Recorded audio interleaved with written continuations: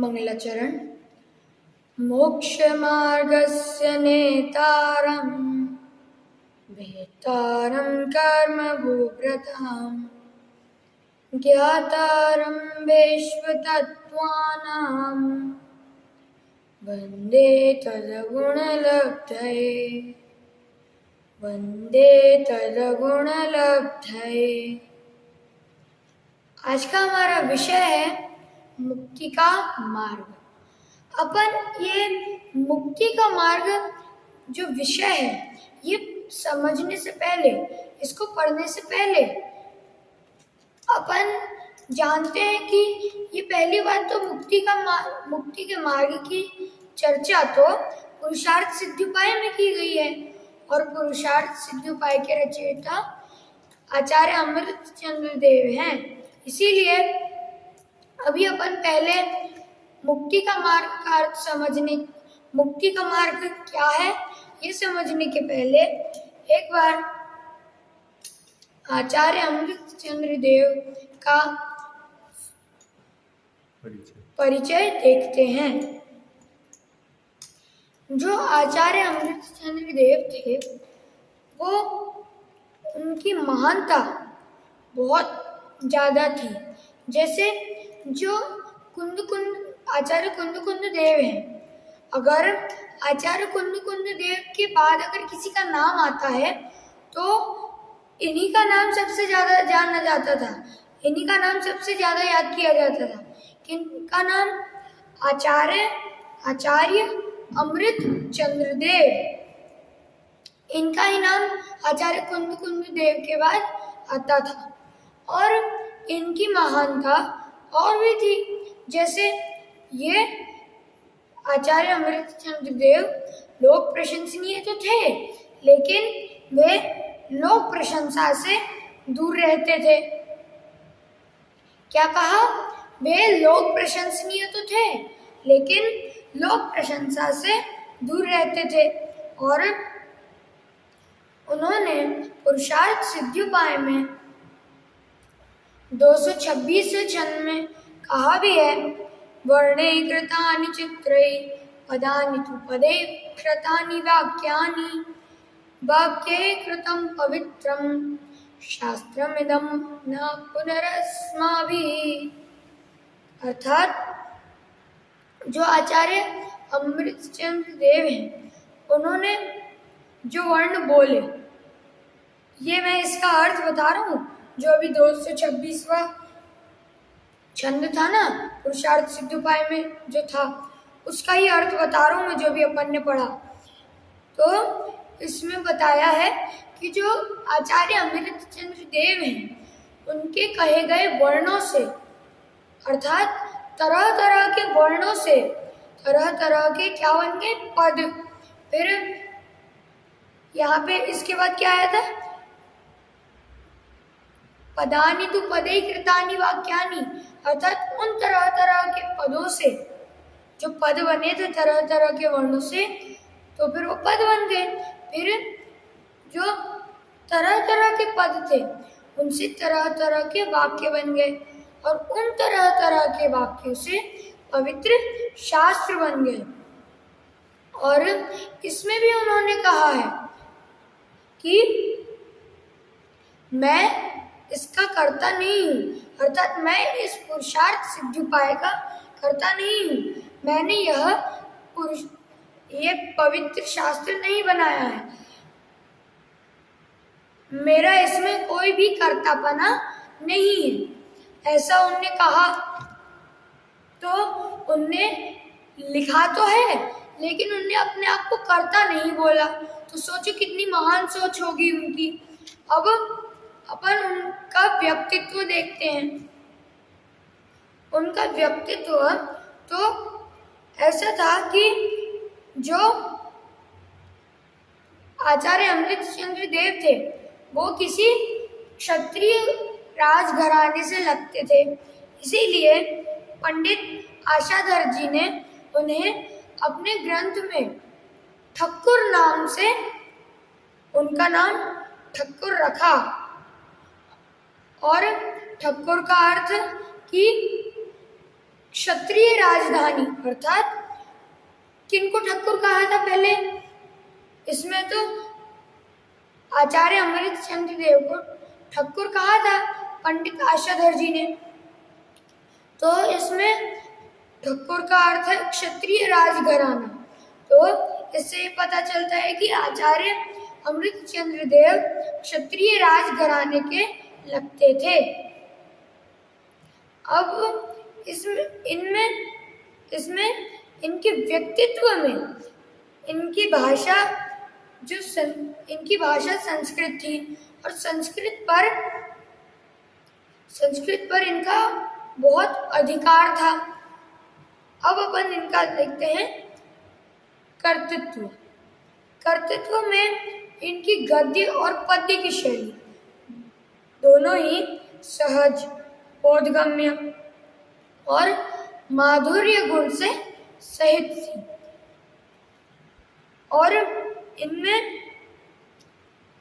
और ये जो गद्य और पद्य की शैली है ये सहज, बोधगम्य और माधुर्य गुण से सहित है, लेकिन इसके साथ साथ भी ये अध्यात्म रस से ओतप्रोत थी। अब अपन साथ में ही इनका काल भी देखते हैं। काल को जानने से पहले इनके कर्तृत्व में एक और चीज आएगी कि इन्होंने कई रचनाओं की टीकाएं लिखी। तो और कई रचनाओं की टीकाएं लिखी, रचना भी की। तो उनके नाम कुछ इस प्रकार हैं। उन्होंने आचार्य अमृतचंद्र देव ने समयसार पर आत्मख्याति टीका लिखी, प्रवचनसार पर तत्व प्रदीपिका टीका लिखी, पंचास्तिका पर समय व्याख्या टीका लिखी, तत्वार्थ सूत्र पर तत्वार्थ सार टीका लिखी और उन्होंने खुद उस ग्रंथ की रचना की थी। उनका खुद का ग्रंथ, उस ग्रंथ का नाम है पुरुषार्थ सिद्ध्योपाय। उन्होंने बाकी जैसे समयसार, प्रवचनसार, पंचास्तिकाएं, तत्वार्थ सूत्र, इन चारों ग्रंथ की तो उन्होंने टीकाएं लिखी, लेकिन जो पुरुषार्थ सिद्ध्योपाय ग्रंथ है इनके तो रचयिता ही आचार्य अमृतचंद्र देव थे। उन्होंने इनकी टीका नहीं लिखी, उन्होंने इसकी रचना की है, पुरुषार्थ सिद्ध्योपाय को रचा है। और अब अपन इनका काल देखते हैं। जो आचार्य अमृतचंद्र देव का काल था वो 10वीं शताब्दी था, अर्थात 10वीं शती था। अब अपन मुक्ति का मार्ग क्या है, अर्थात किसे कहते हैं मुक्ति का मार्ग, वो अपन जानेंगे। सबसे पहले एक तथ्य है जो सर्वमान्य है, अर्थात सब मानते हैं और सर्वानुभूत है, अर्थात सब उसको अनुभव करते हैं। ऐसा तथ्य कौन सा है? वह तथ्य है कि संसार के समस्त प्राणी दुखी हैं और वे सभी प्राणी, संसार के सभी प्राणी दुख से मुक्ति चाहते हैं। अब यहाँ पर प्रश्न उठ सकता है कि यह बात तो सब मानते हैं और सब अनुभव भी किए हैं कि हम सभी संसार के समस्त प्राणी दुखी हैं और दुख से मुक्ति चाहते हैं। तो सभी मानते हैं ये बात और सभी इस बात को अनुभव भी कर चुके हैं, लेकिन अभी तक किसी का दुख दूर क्यों नहीं हुआ? अभी तक सभी प्राणियों को दुख दूर इसलिए नहीं हुआ क्योंकि सबको ही दुख से मुक्ति का सच्चा मार्ग पता ही नहीं है। तो दुख से मुक्ति का मार्ग कहो, मोक्ष का मार्ग कहो, मुक्ति का मार्ग कहो या सच्चे सुख का मार्ग कहो, एक ही बात है। अब अगर हमें दुखों से मुक्ति चाहिए तो हमें पहले दुख को समझना पड़ेगा। दुख किसे कहते हैं? आकुलता को दुख कहते हैं, और आकुलता का विलोम ही क्या है? निराकुलता। निराकुलता को ही सुख कहते हैं, और हमें दुख को दूर करके सुख की प्राप्ति करनी है।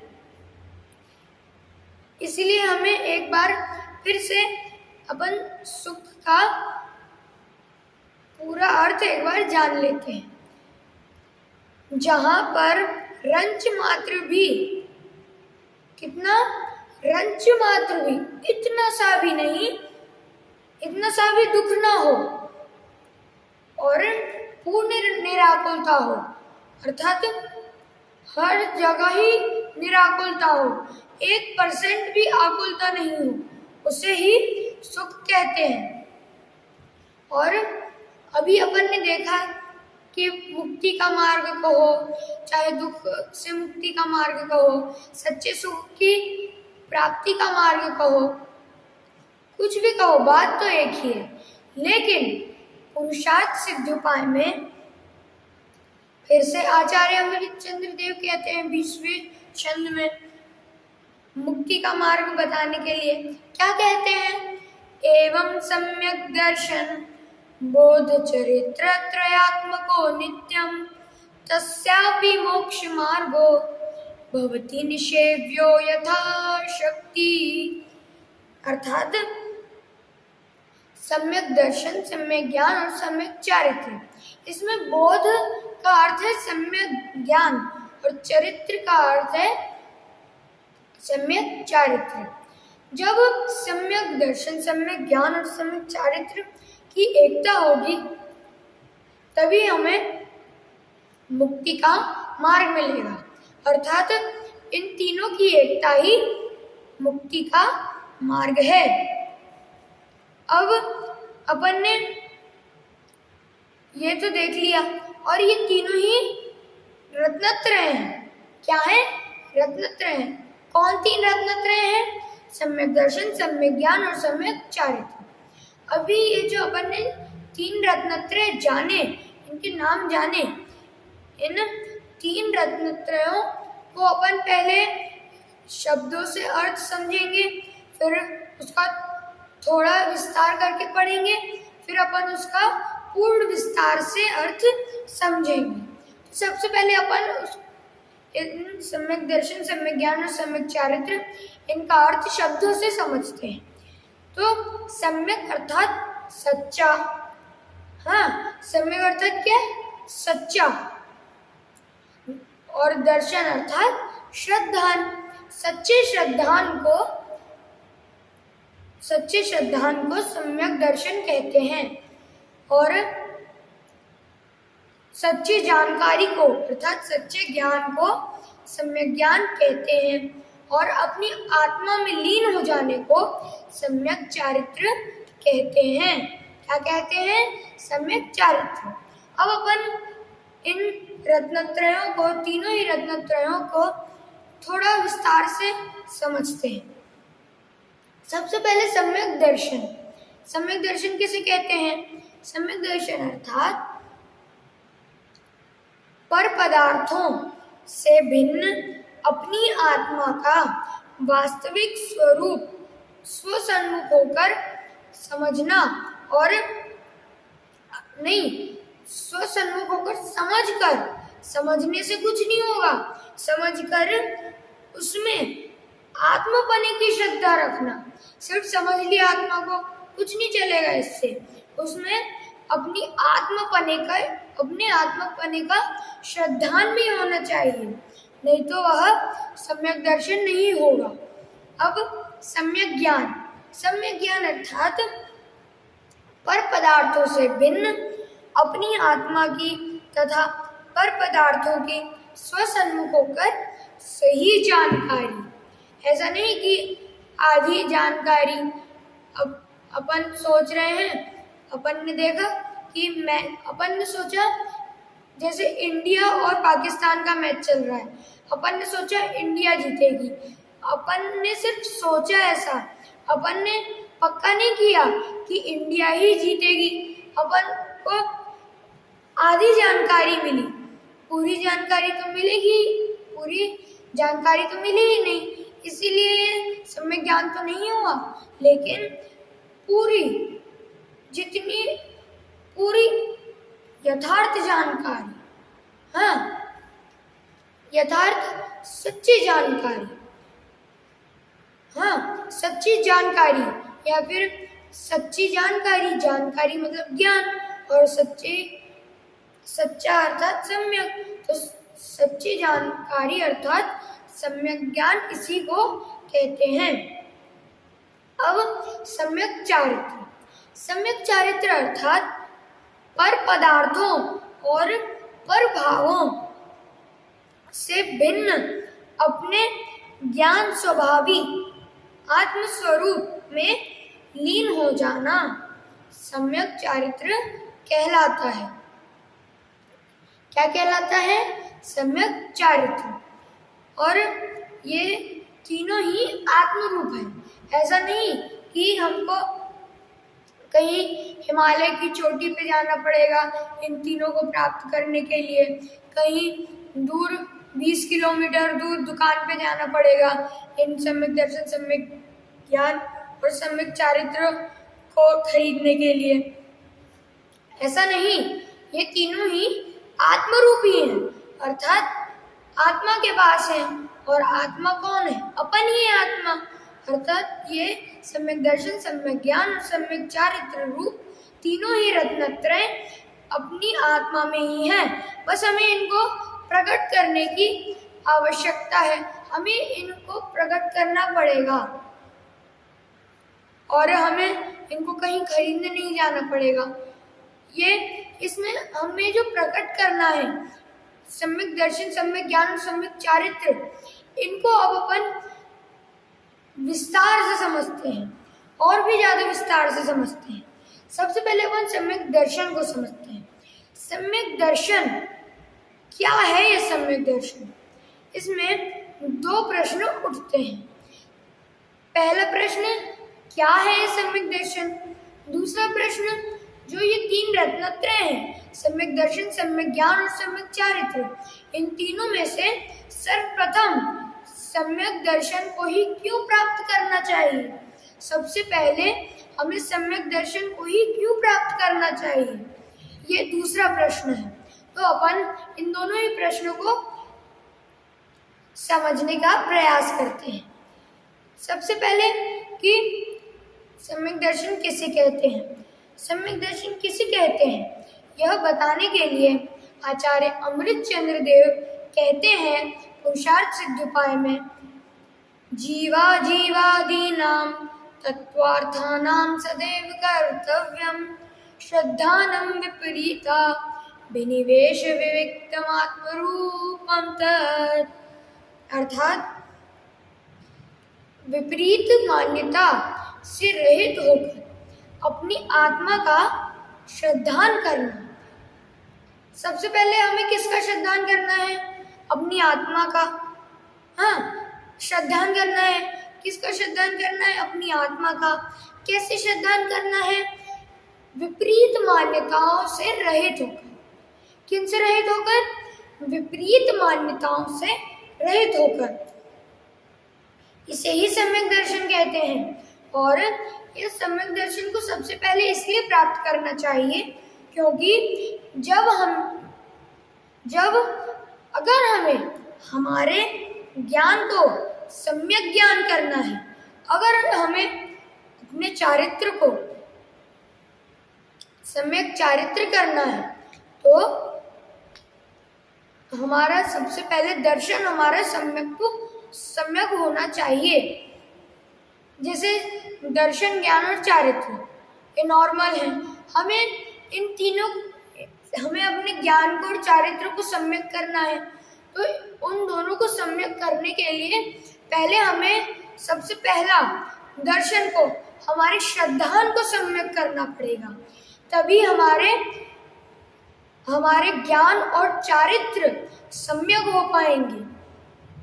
और इसमें जैसे जो सम्यक दर्शन है, अगर उसको पहले प्राप्त नहीं किया तो सम्यक दर्शन के बिना जितना भी ज्ञान है वो संपूर्ण ज्ञान मिथ्या ज्ञान है।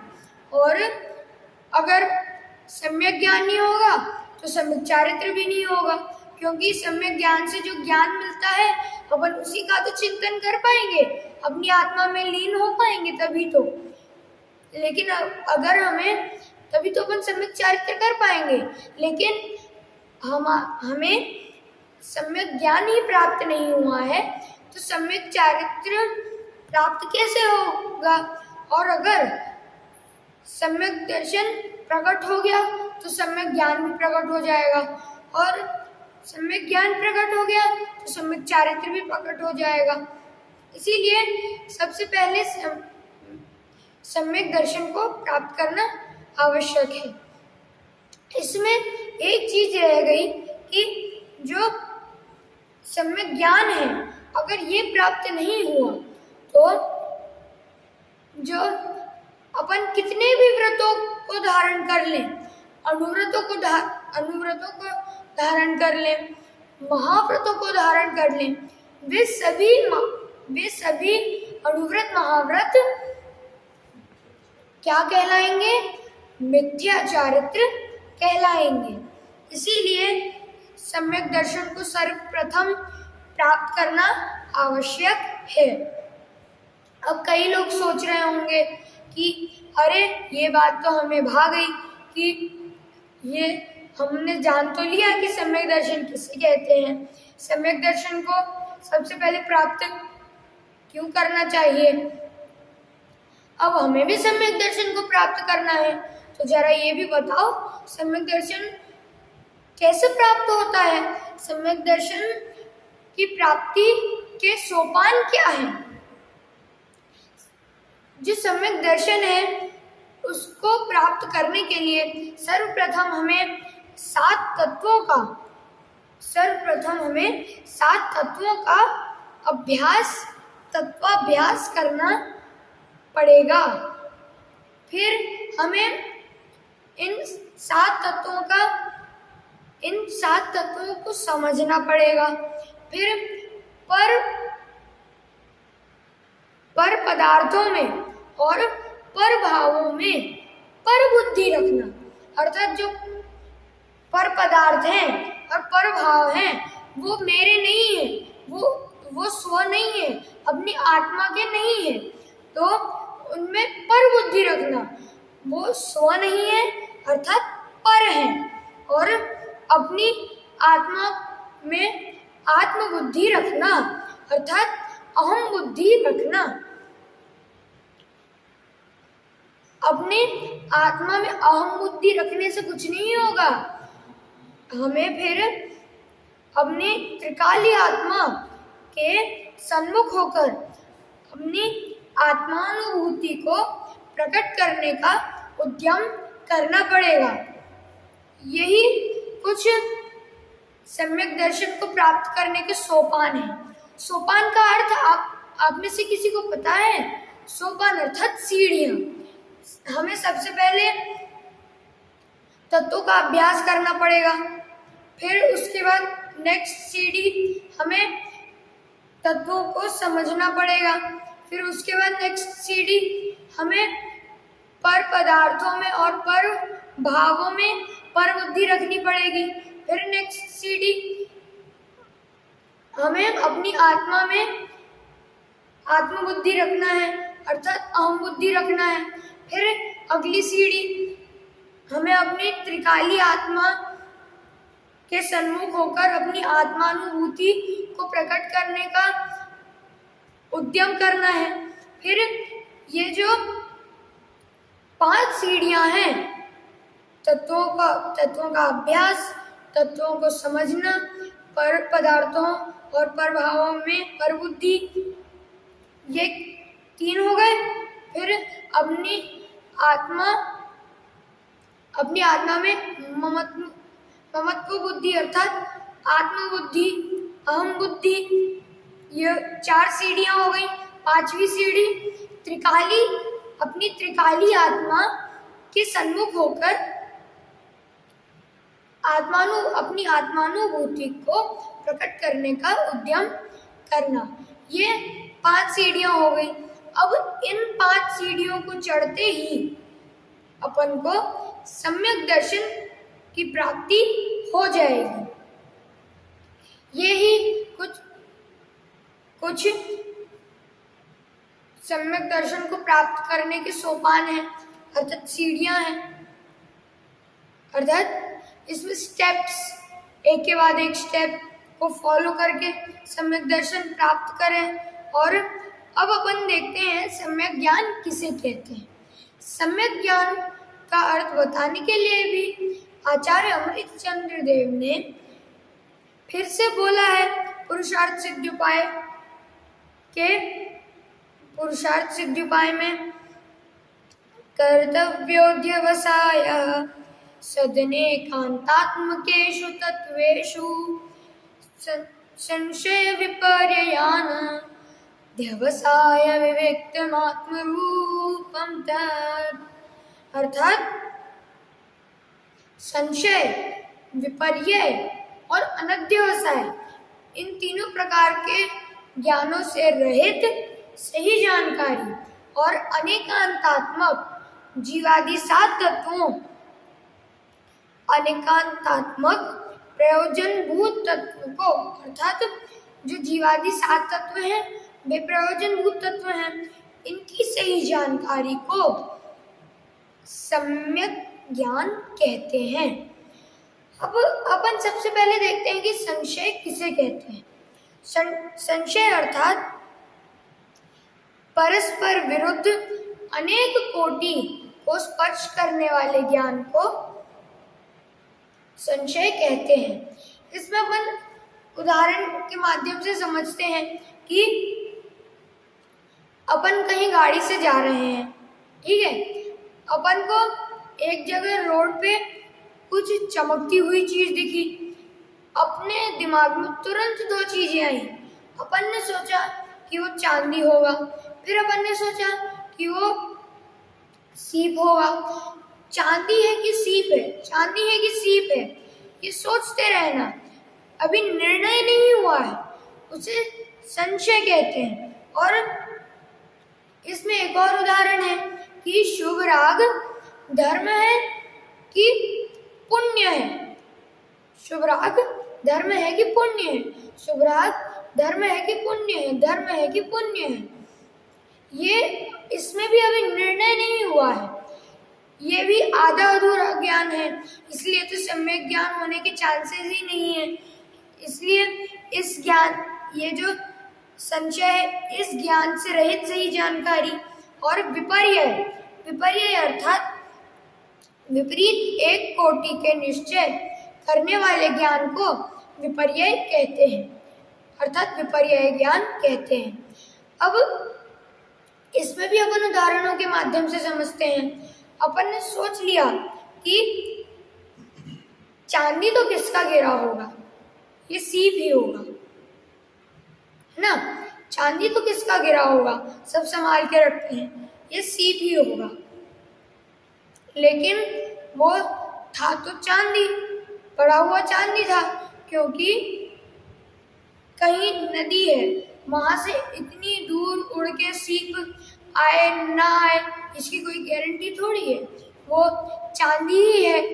लेकिन इस विपर्य ज्ञान से प्राणी ने सोचा कि वह सीप ही होगा, चांदी कौन गिराएगा, सीप ही होगा। उसने विपरीत एक कोटि के ज्ञान को निश्चय कर लिया। हाँ, वो सही कोटि तो नहीं है, अर्थात जैसे ये प्राणी है, प्राणी का मन है, यहाँ पर चांदी है, यहाँ पर एक कोटि है, यहाँ पर एक कोटि है, ये कोटि चांदी वाली है, ये कोटि सीप वाली है। था तो वहां पर चांदी, लेकिन उसने सोचा कि सीप होगा, तो उसने दूसरी कोटि ले ली, दूसरी कोटि को निश्चय कर लिया, ये इसमें निर्णय कर लिया, लेकिन वो निर्णय सही नहीं है। इसीलिए जो जिस ज्ञान से निर्णय किया वह ज्ञान विपर्य ज्ञान कहलाएगा। इसमें अपन एक और उदाहरण से समझते हैं कि शुभराग, इसमें मान ली शुभराग धर्म है। अब बताओ शुभराग धर्म है क्या? नहीं है, लेकिन किसी प्राणी ने मान लिया, उसने सोचा कि शुभराग, पहले संशय ज्ञान में तो उसने सोचा कि ये धर्म है कि पुण्य है, लेकिन बाद में उसने निश्चय कर लिया कि ये धर्म होगा, क्योंकि शुभ लगा हुआ है ना, इसलिए धर्म होगा, उसने ऐसा सोचा।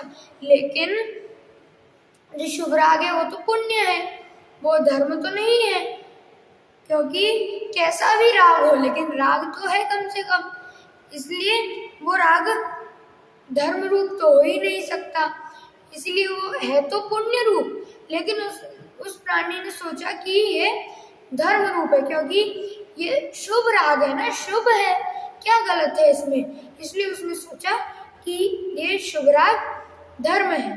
तो ये उसने विपरीत कोटि को चुना, वो सही तो नहीं है, लेकिन उसने विपरीत ज्ञान से, विपर्य ज्ञान से जो विपरीत कोटि को निश्चय किया उसे विपर्य कहते हैं। ये भी उल्टा सीधा ज्ञान है, ये भी फिर सम्यक ज्ञान तो ये भी नहीं हो सकता। और ये विपर्य जो है, इस विपर्य ज्ञान से भी रहित सही जानकारी, साथ में अनध्यवसाय ज्ञान से भी रहित सही जानकारी। अनध्यवसाय किसे कहते हैं?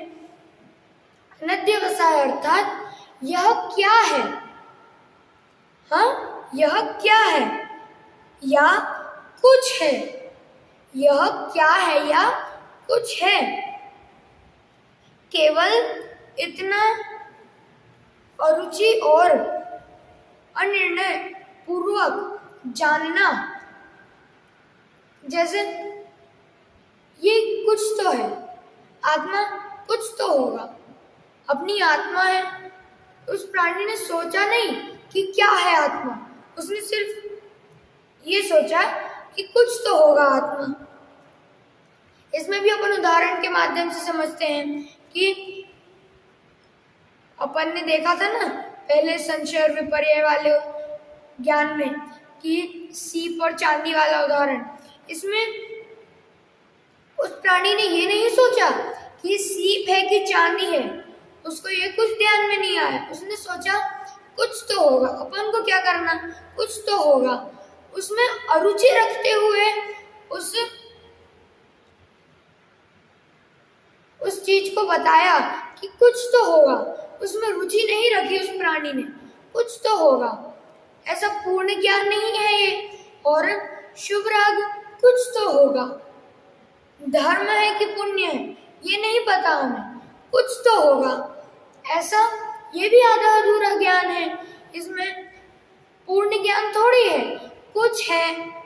हाँ, तो ये इस अनध्यवसाय ज्ञान से भी रहित सही जानकारी अर्थात संशय ज्ञान, विपर्य ज्ञान और इन दोनों के साथ साथ अनध्यवसाय ज्ञान से भी रहित सही जानकारी और अनेकांतात्मक प्रयोजनभूत जीवादि 7 प्रयोजनभूत तत्वों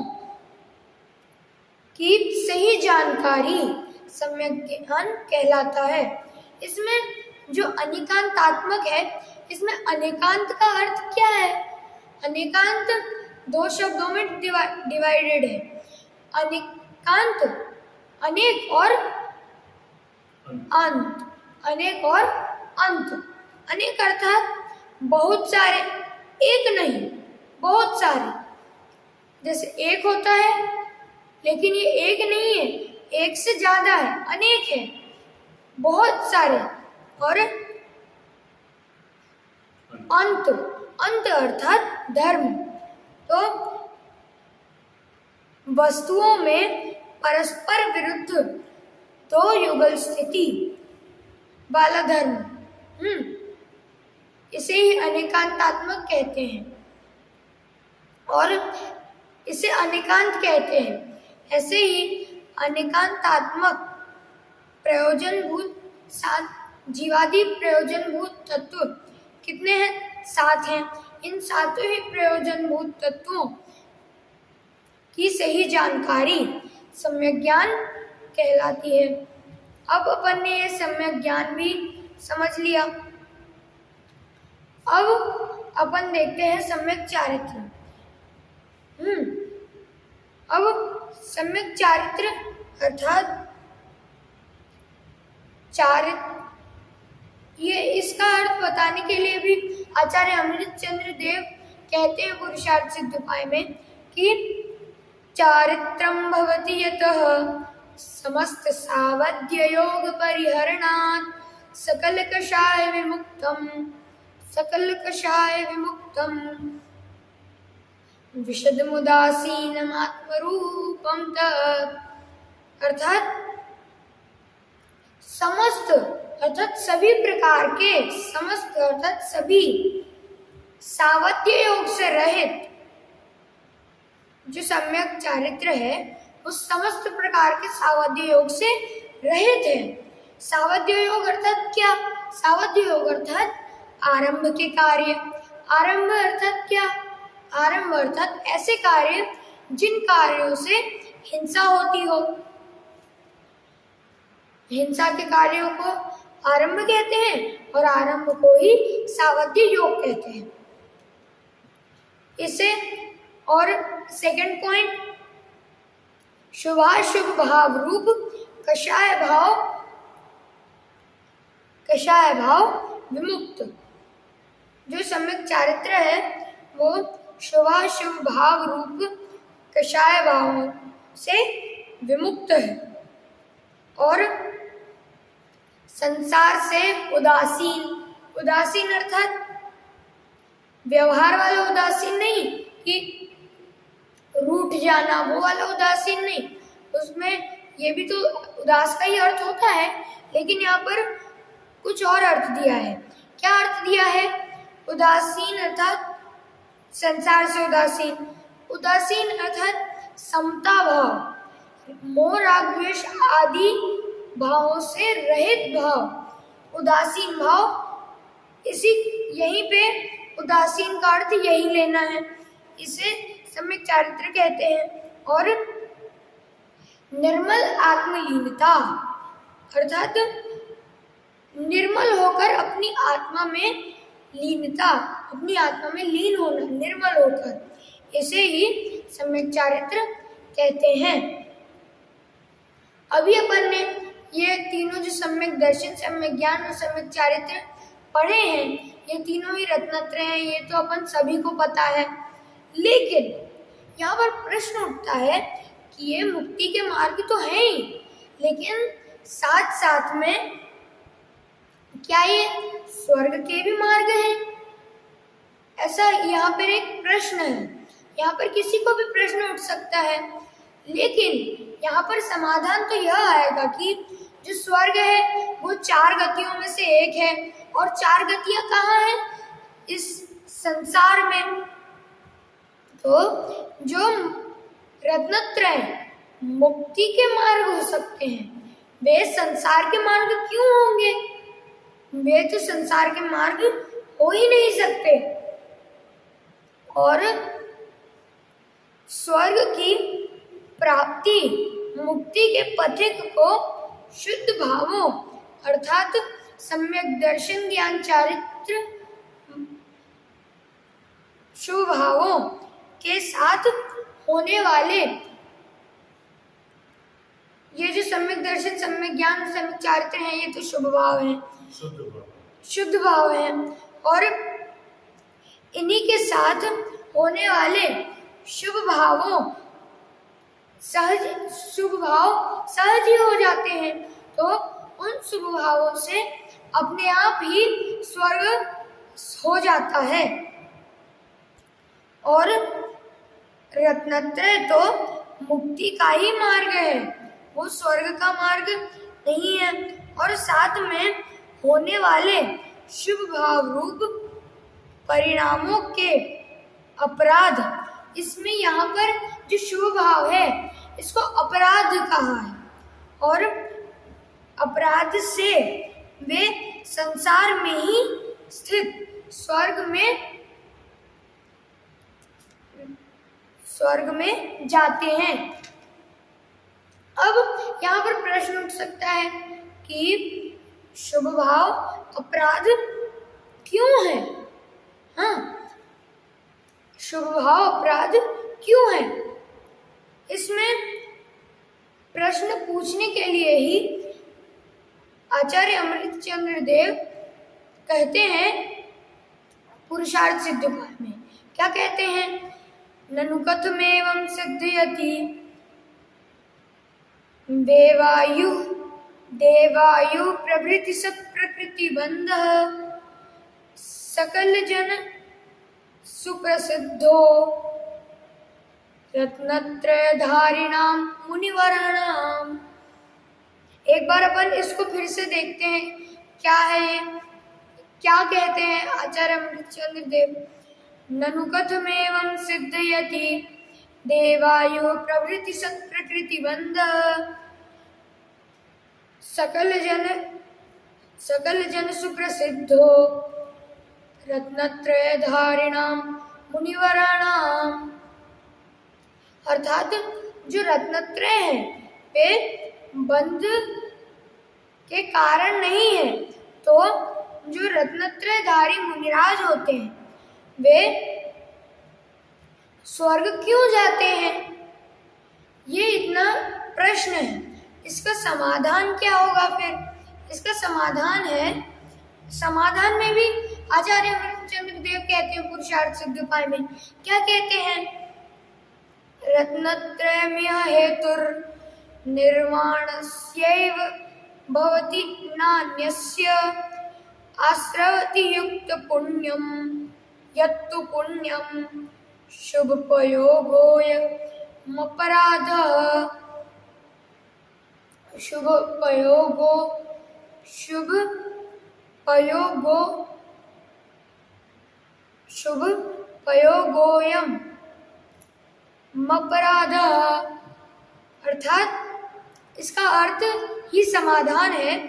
क्या है इसका अर्थ? रत्नत्रय धर्म निर्माण का ही कारण है, अर्थात जो रत्नत्रय हैं वे मुक्ति के ही मार्ग हैं और अन्य स्वर्गादिक के नहीं है। रत्नत्रय अन्य स्वर्गादिकों के मार्ग नहीं है। और मुनिवरों को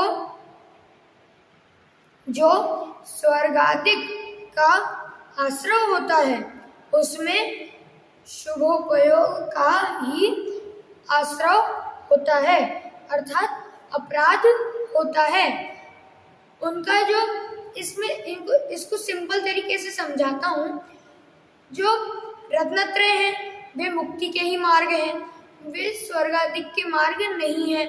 और अगर किसी मुनिराज को, रत्नत्रयधारी मुनिराज को अगर स्वर्ग की प्राप्ति हो जाती है तो उसमें उनके शुद्ध भाव, उनको मुनिराजों को शुद्ध भाव होता है, तो उनके शुद्ध भाव में अगर कोई शुभ भाव हो जाए तो वो शुभ भाव इसमें अपराध हो जाता है और उस अपराध की वजह से मुनिराज रत्नत्रयधारी तो पहले से होते हैं, उसके बाद लेकिन वो शुभ भावों के अपराध की वजह से स्वर्ग जाते हैं, उन्हें स्वर्ग का आश्रय होता है।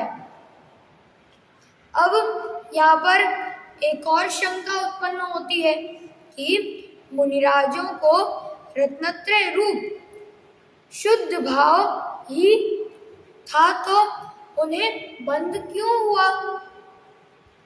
उन्हें शुद्ध भाव ही था तो उन्हें बंध क्यों हुआ? उन्हें बंध इसलिए हुआ क्योंकि यहाँ पर एक नियम बताते हैं कि जितने अंशों में रत्नत्रय होगा उतने अंशों में अवंध होगा।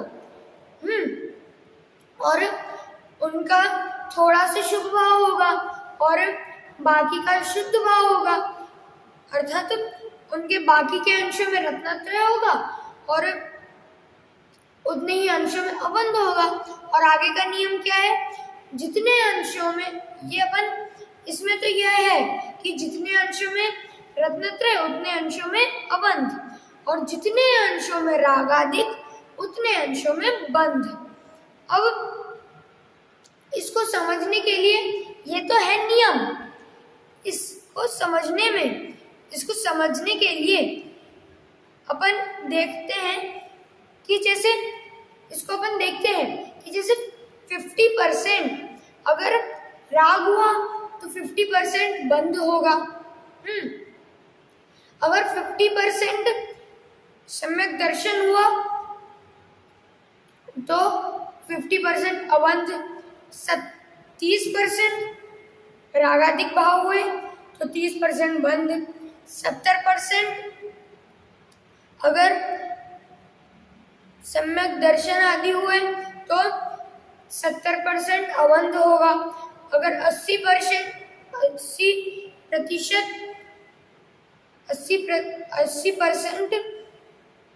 अगर राग होगा, रागादिक भाव होंगे तो 80% ही बंध होगा।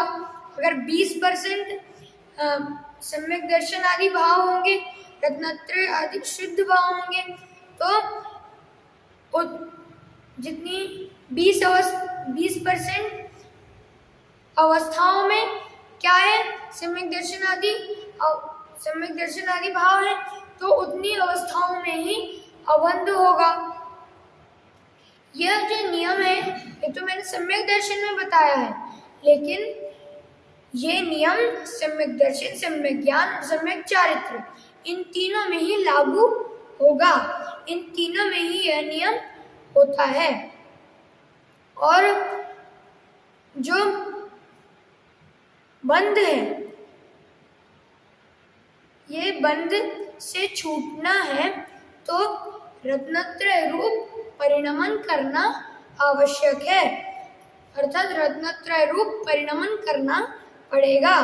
और संसार के दुखों से बचने का यह एकमात्र उपाय है, यह एकमात्र उपाय है। अभी अपन ने जो देखे थे ना नियम, उनमें जितने अंशों में रत्नत्रय होगा उतने अंशों में अवंध होगा, जितने अंशों में रागादिक भाव होंगे उतने अंशों में बंध होगा।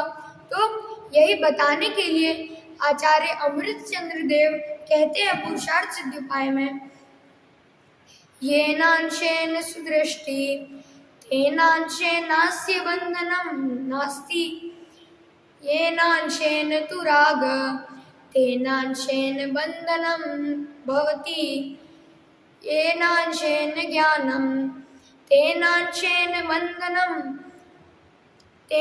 तेनांशेनास्य बंधनं नास्ति, येनांशेन तु राग तेनांशेनास्य बंधनं भवति, येनांशेन चरित्रं तेनांशेनास्य बंधनं नास्ति, येनांशेन तु राग तेनांशेनास्य बंधनं भवति।